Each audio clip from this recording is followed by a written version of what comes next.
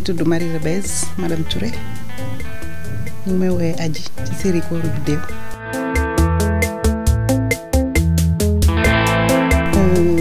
ni ma intégré mooy Ndella Amar moo ma laaj samay photo ma jox ko après waa Leuz Média woo ma.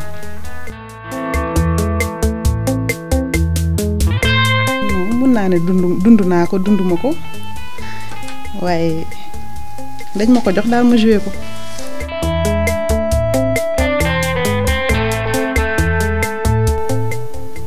séquence bi ma gën a marqué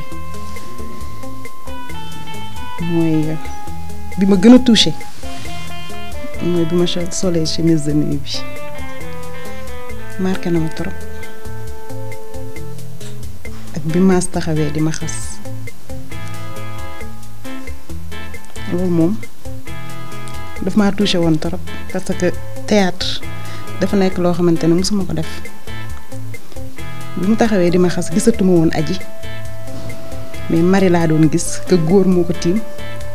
di ko xas naan ko jigéen bu bon nga loolu laa sentiroon looloo taxoon ma jooy daf ma touché woon trop.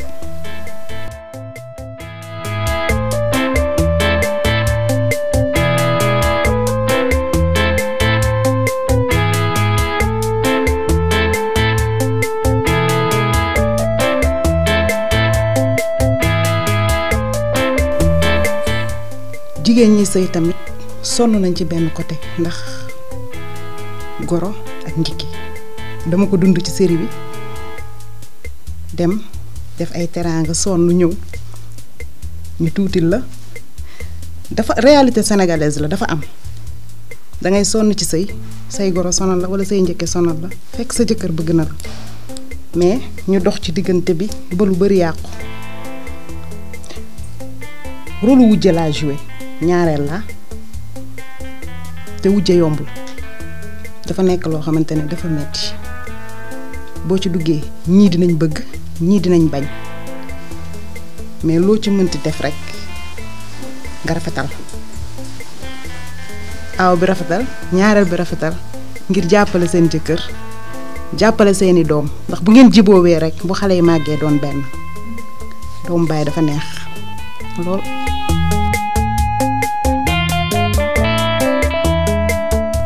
gërëm di leen sant naan leen nag surtout jigéen ñi sëy yomb sëy c'est toute une vie jigéen ñi nañ sacrifié wu sëy surtout boo amee doom du lu yomb daal du lu yomb ñiy sëy nañ gën a góorgóorlu gën a jàppale seen jëkkër xool ci njaboot ji ndax ëllëg moom du añ du reer waaye lu mat a sedd la loo sonn rekk boo ëllëgee di nga ko jëriñ ci sa njaboot jigéen dafa sonn waaye nag yàlla moo ñu ko jagleel sëy ak mettitu àdduna waaye loo sonn rekk di nga ko jëriñu ñu jàppale suñu borom kër bu baax ndax góor ñi tam sonn nañ ñooy jóg ñooy uti ñooy indi ak yeneen ak yeneen. changé wul dara ni ma meloon laa mel nit ñi dinañ la woo say am di jàmm ñoo xamul sax dañ lay woo laaj la sa numéro dañuy laaj sa numéro ba am ko woo la apprécier. man daal pour man am na changement amul changement ndax dafa nekk loo xamante ne peut-être dafa nekk lu naturel ci sama famille ndax sama grande sœur animatrice la man dama doon def toujours mode di solal ay nit toujours damay def shooting ak yooyu mais dinaa ne changé na nag à 50% parce que télé nga di fa génn chaque jour nit ñi di toog di ko seetaan fu mu génnee nit ñi woo la fans yi di yokku ñii di la woo ñii di la apprécier ñii di la wax defal nii defal nii defal nii mënul bañ a am tuuti changement waaw mënul bañ a am tuuti changement.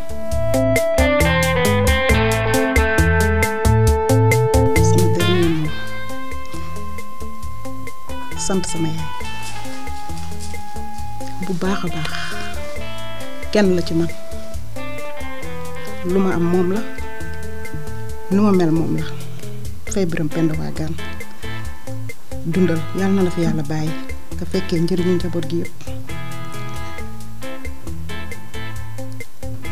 sant Serigne Saliou bu wér a wér gërëm sama borom kër ndax nag bu lëg lekkee alom rek na ko gërëmee coy bu ma bàyyiwul woon du ma ñëw fii di tourner bàyyi na ma yaatal na ma su may dem moom laay bàyyi kër ga mu res lépp yombul c'est pas facile damay guddee ñëw su mu ñëwee naa fekk lépp impec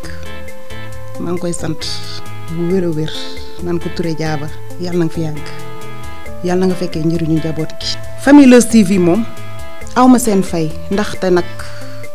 ma ñëw rek salaamaaleykum ñu boole ma seen biir nee naa leen man musuma def théâtre mais lu ma ci mën tey rek yéen la su ma juumee ngeen gàgganti ma su ma defee lu ma warul def ngeen ne ma defal nii defal nii defal nii bu ngeen ci jàppul woon tey du dem